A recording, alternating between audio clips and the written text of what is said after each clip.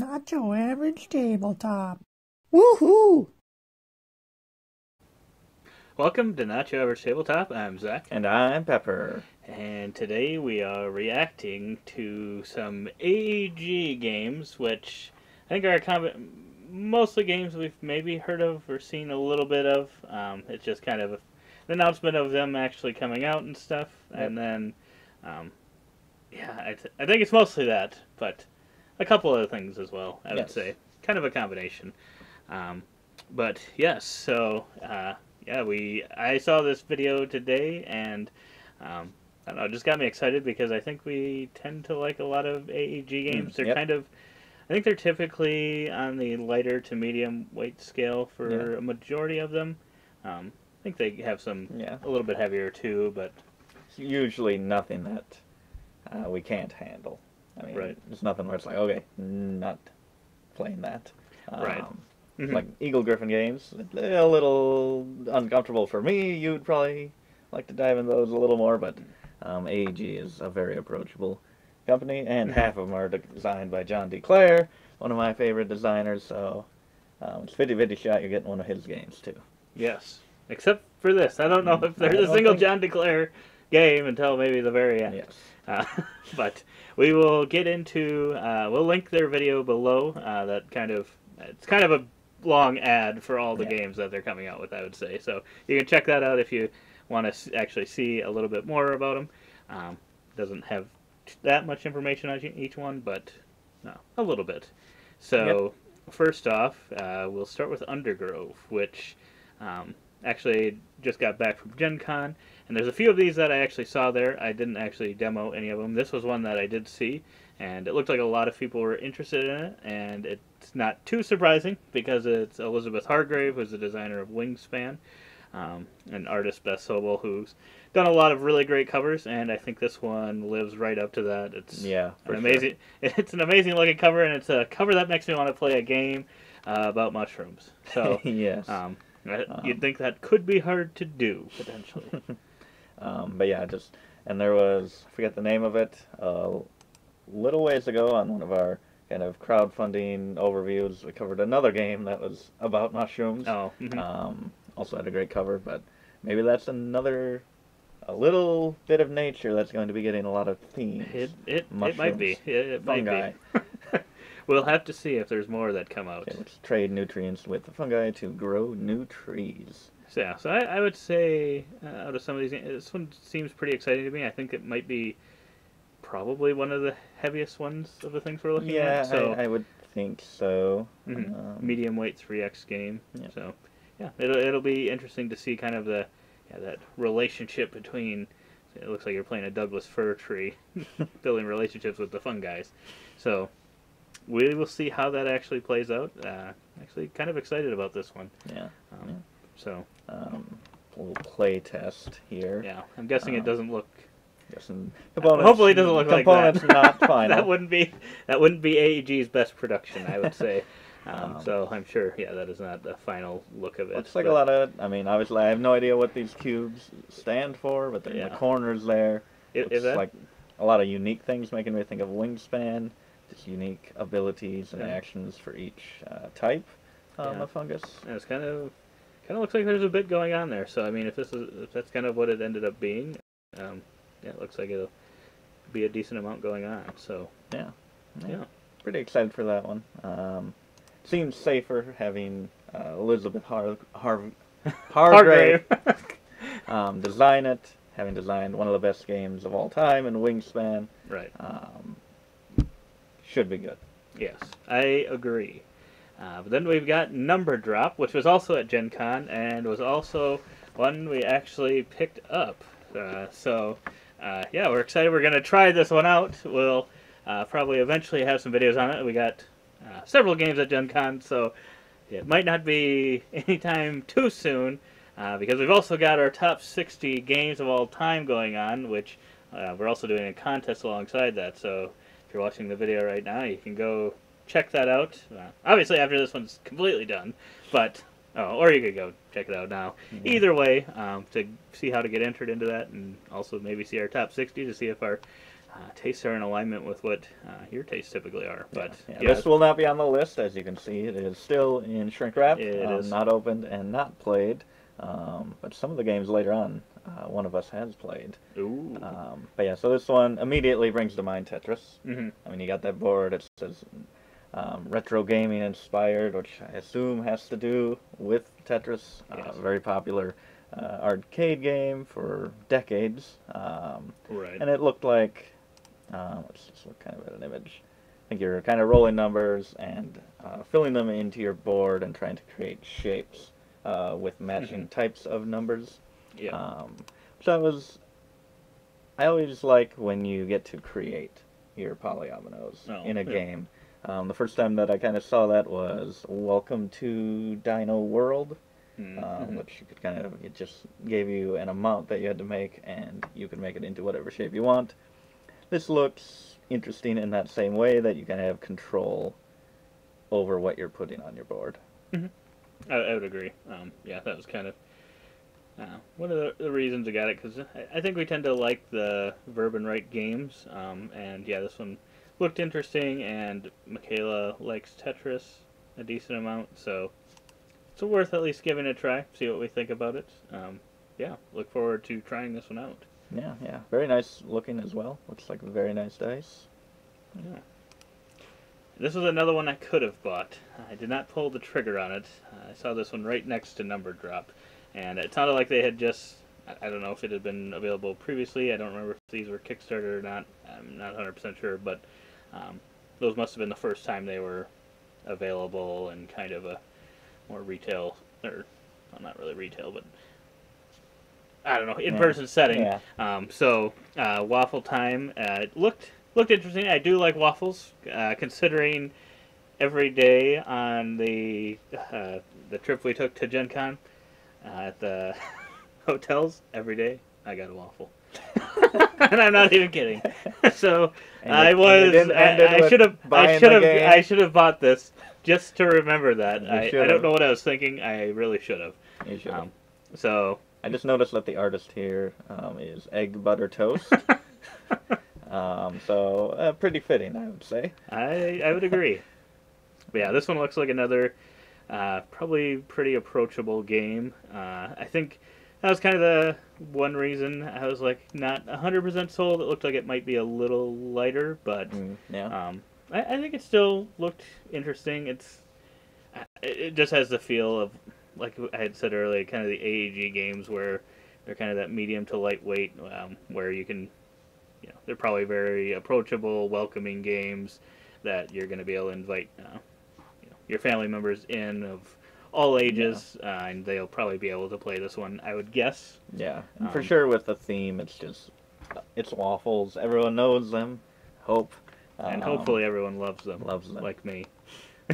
Who eats a waffles over pancakes? It's crazy to me because I don't actually ever eat waffles at home. So, it just had those flip things where you pour the batter in and make your own waffle, and that's what I had every time, even though I almost never have waffles at home. I want a waffle now. Are you going to be putting all the toppings on? No fruit. Just some butter. That's all I need. Butter and syrup. It's not bad, not bad. And then there's one, I would say we don't, well, I don't, maybe you do. I don't know all that much about Smash Up. I know I've heard of it, but I don't really know much about it. But I'm sure for those of you that are fans of Smash Up, this is maybe exciting, especially if you do like kind of some of those old 80s movies. Looks like that's what this is kind of based on. But yeah, I don't really know too much about this one. Yeah, me neither. I think, just that. I mean, we don't even have any extra images for this, so I guess just the movies here. It looks like RoboCop. Ghostbusters. Maybe, Ghostbusters.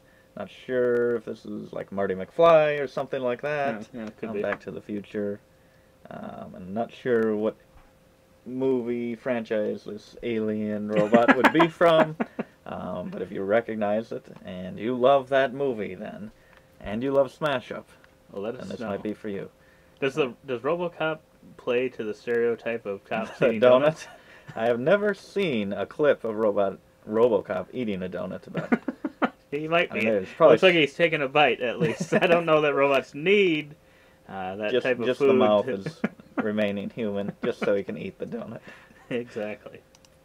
And on to one that I have played. You've played maybe these next two. These next two, Deep Dive and Point City, kind of, we covered them on the Take My Money series as we did, covering Kickstarters, projects, and these were releasing together. And I think we were interested in both of them. Obviously, Point City, I guess we'll get into that later. But Deep Dive looked like another very approachable, simple, straightforward game that I would think a whole family could enjoy. And having played it, it didn't, I wasn't surprised. It was exactly what I expected it to be. It's push your luck. You set up the depths, the water, and it gets deeper and deeper and more dangerous, and you're just picking random face-down tiles, and you decide whether you want to take what you get there or go to a deeper level for possibly a more valuable tile. But you could obviously bust if you run into a predator. Very simple, very fast, but I think it's a fun little game. I guess, did the choices feel interesting? I think that was my main worry, was, did it always feel like, oh, I'm just going to keep going deeper, or was it tough, oh, I got a good option here in this level, I don't really want to risk it? Not necessarily that you don't want to, or that you're afraid of busting, but more that you're afraid of losing what you already have. I think if you're paying too close attention to what others have for score, you might know that you need to go deeper and you need to shoot the moon or try to get super valuable tiles, but you have 3 colors, and you score full points for each of them that you can make a full set of those colors with, but other ones are worth half points, so I did find that interesting that you could take a color of maybe a 4 value and get 2 points out of it, or you could maybe push and try to get a different color to get the full points for it. So the scoring was just interesting enough for me to keep me playing it for 3-4 times that I did in a row. Yeah, I think the components look solid, like most AEG games. Yeah, and I'm not 100% sure. I don't know if AEG. Let me know in the comments below. Does AEG have a target presence? Because as I think about it more and more, it feels like their games should, because there's just so many of them that are so approachable. There's so many that are this size, like this Deep Dive, Point City, that are number drop, that are that size, and they're very, very approachable. And yeah, if they're not, they need to be, because it'll help get people into gaming and be like, oh, this AEG company, what else do they make? Maybe so. Yeah, because. And onto the other one, Point City. This one is, I'm guessing you're more interested in. I would say this is probably the one that I think you are most interested in this group. I think so. There might be one coming up a little later that you might want more, but this one is it's a standalone, kind of sequel, spin-off to Point Salad. Since you can probably tell if you've seen that cover, it's almost identical. Somewhere here you can try to find it, but this one is a little more complicated, I would say. The grid of cards is obviously larger, and the scoring is a little different. Oh boy, was it down? It's right here. Oh, there it is. Let's see, let's get. So yes, kind of that similar stamp for the title there. Yes. Very similar game, and it plays pretty close. Yes, exactly like Targi. It is pretty close to Targi. You go into the grid of cards, and you get to choose which two, which I like that twist on it, versus the original where you either take one face-up scoring card, which could be, if you're playing with more than 2 players, it could just be show up and then be flipped back away, and you never had a chance to get it. I feel like you have a little more control in this one. It's more cards you see, and you can take any 2 there. But they have to be next to each other, so you have more, but you also have that little limitation as well. I like that. The scoring tiles, I kind of like that they were printed on the cards before, like the special unique scoring, where these ones you have to get a special type, and then you take from the remaining ones in a pool. So the card itself doesn't have the specific scoring. You just choose from a pool, and for some reason that feels a little more take that if someone takes that versus taking just a scoring card. Right. But yeah, I liked what it did, and I think that it's different enough to justify adding to the collection, even if you have points solid. Yeah, I definitely am interested in trying this one out. So we may have to. You may have to show me the ways. Yes. Probably that and deep dive as well. I am interested in that one, but yeah, I just think that might be a little late for my taste. But I'm definitely interested enough to try it. Yeah. But yeah, Point City is one that I'm definitely excited about. Yeah, I got kind of like a discount system like Splendor as well in there. Oh, nice. Very cool. Love that mechanism. And on to Fit to Print, which is pretty much you take. I mean, they're polyomino tiles, but they're all rectangles and squares. Which I don't like to use that term. Polyomino is usually wacky, wonky shapes that somehow you try to make to fit together. But this one you are taking different articles and news stories and pictures and putting them into your paper and scoring points in pretty regular polyomino ways and adjacency and just different amounts of things. I like the theme, but I don't know if it necessarily looks like a newspaper, the final product here. Yeah, I would agree. The theme seems very interesting, that you'd be putting together a page to kind of print. So yeah, that part seems really cool to me, but yeah, for some reason it does not make me really think of a newspaper as I'm looking at it.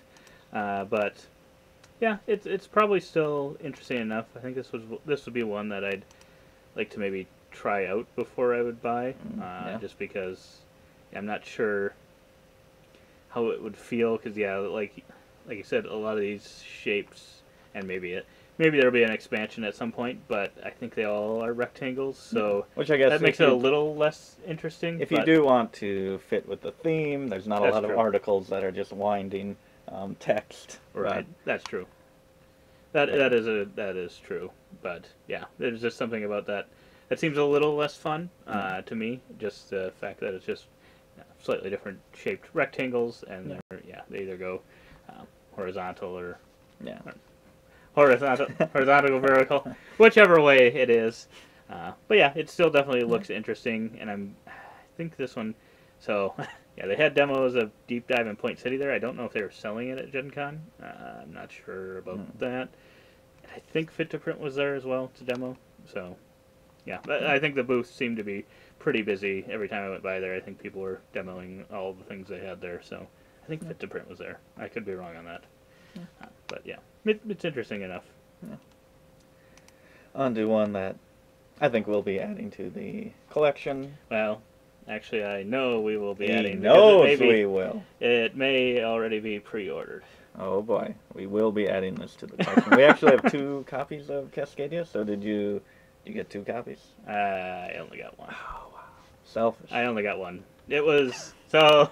Yeah, the reason I ended up pre-ordering it in the first place was on Miniature Market. They were counting your points for 4X, and I was just looking at things, and I saw this one was pre-ordered. So I actually, with my points, I technically got it free. Got it free.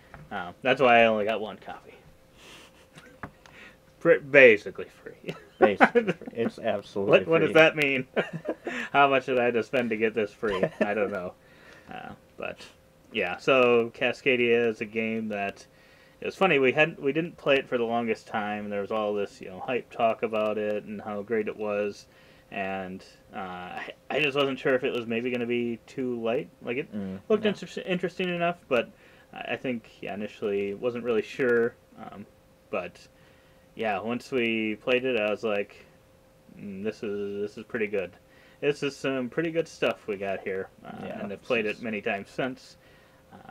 Such a unique, but simple. Another simple, easy to play one of that kind of tile placement upon tile placement. Yeah. Each one, you're just trying to create large groups of the same type on the bottom, and then unique scoring for each of like the 6 different animal types on top. That can be different each game for each of them. but still, it's just so easy to get into and so easy to understand how everything works. Right. Yeah, exactly. And I'm hoping that this maybe adds just a little bit more, but hopefully doesn't ruin that simplicity factor, because that's one of the things I think that makes it great, is it's just so quick, snappy turns, and just it's so simple. But still, it's simple in a good way, where your choices are still really great, but you know what you can do pretty much. Yeah. So this looks like it adds, I think, some more different animals that you can score with and more tiles, but also these different tokens, which are awesome, wooden tokens. And it looks like they have set out 3 different types to score with them, so I don't know if players maybe claim those throughout the game, or possibly how it works. But I'm interested. Hopefully it doesn't overcomplicate it or add any hiccup in there. Well, it looks like some of them are gone as well. One is gone, so maybe you place it and take the card. Oh, yeah. Maybe that's instead of then, taking something else, or maybe you earn it somehow. Right. So yeah, I think that's really cool. Just adds another cool piece to the landscape. Yes, I am very excited about that, and definitely see Cascadia won the Spiel, right? I think so. The Spiel? Or the Kenner, one of them. But it definitely deserved it, and it's a great game. So then they also announced or talked about having this on Kickstarter, Thunderstone Quest, another one of their games that has many expansions. Because I think this one said like it's the 12th or 13th expansion or something. I feel like every time I see the Thunderstone Quest game, I'm always like, oh, that looks interesting. But I still feel like I don't know what it is. Yeah, I haven't looked into it too much. Quest 14 and 15, actually. So. Oh, yeah. Ooh, probably got several expansions. A deck building game. Ooh, I'm in. I do like deck building. So, yeah, it looks like if you're into Thunderstone Quest, they currently have a Kickstarter going right now. We can probably link that below as well. It looks like you can get the base game if you aren't currently in it. It looks like they've got this. When does it deliver? They are looking to deliver some starters summer next year, pretty much it looks like. Yep. So, yeah, this one you'll have to wait a little bit for. I can't remember if Undergrove was going to be a Kickstarter, I think the rest are all releasing relatively soon. So we'll kind of look at a timeline that they have at the end as well. But you can check out this Kickstarter. Get every single one for $40 each. Oh, I thought it was gonna say $40 for all. That would be a deal. I would say I don't care what it is. Jump in on that. I'm jumping in on the $40. Yeah, doing well. 90,000. And it's a short one too. Yeah. So definitely, if you're interested, check it out somewhat quickly. I guess I don't know if AEG typically has a late pledge, but I would think they would, since it's a year out. Yeah, and I assume you can get them later as well. Yeah, I'm assuming so as well. But onto the actual video you watched. Yes. So yeah, like I said, you can. We'll link this below. You can check out the whole video. It's got all these games that we talked about, and then at the end, it's kind of got a little bit of teasers on some potential games, and it's got a timeline. And I think you can kind of maybe tell at least what they're related to, kind of the teasers, but don't know exactly what the games will be. But it looks like they'll have new card crafting adventures, reimagining of a beloved game, a robotic assembly line, and a fantastic electrifying engine. But yeah, then if we go to the very end, we've got our Marvel cinematic Phase 5. Phase 5, AEG Phase whatever this is, and it's got a timeline of when they're all releasing, I believe. So I guess, for some reason I was thinking Undergrove was going to be Kickstarter, but it looks like it will be third quarter 2023. And Smash Up, and I think since I've got Numbered Drop, I'm assuming. But Waffle Time was available, and that's saying fourth quarter, so I don't know if it was just available there and just waiting. I don't know. Early. Yeah, it might have been. Maybe it was just a few copies shipped in. But then Deep Dive and Point City, I don't think those have delivered yet, but I'm not sure. I haven't seen anybody talking about them, and I feel like I would, because that feels like a big one. And then you got Undergrove, which I think is going to be probably pretty big. Fit to print in the fourth quarter. Cascadia coming out the fourth quarter. Waffle Time. And then you've got Into the Machine, Electrify, and then Dead Reckoning, Saga 3. Saga 3. In 2024. I never even heard of a Saga 2 of Dead Reckoning. That's what I was going to say, too. Let us know in the comments below what Saga 2 was. I don't know if that meant the second printing, because I don't remember them having Saga 2. Yeah, I'm not sure. Maybe the first Kickstarter was a Saga 1 and 2. Yeah, that's possible. Could be. Yep. But there is my John D. Clare. There it is, right at the end. But yeah, probably also the most complicated, biggest, hardest to, least approachable game. Yes. In this whole thing, I would say. Possibly in this whole thing combined. If you could combine them all, that one seems more intimidating than learning all the rest. That's true. And it's kind of interesting how all of those other ones, none of them are John D. Clare, because he is very much kind of like Vitel Lacerda and Eagle Griffin. Yep. AEG and John D. Clare are kind of tight, so maybe the Into the Machine or Electrify might also be by him. I'm not sure. So, yeah, definitely excited to see what those will be. Yes. But those will be coming in 2024, so it's a bit of a wait on those ones. But, yeah, everything else, I'm pretty excited about most of it. It looks pretty good. So, yeah, let us know in the comments below what you're most excited about. But otherwise, got anything else for him, Bever? I have got absolutely nothing else to say. Not a single thing. So we hope to see you on our other videos, and as always, don't forget to keep on nibbling on our content and those waffles.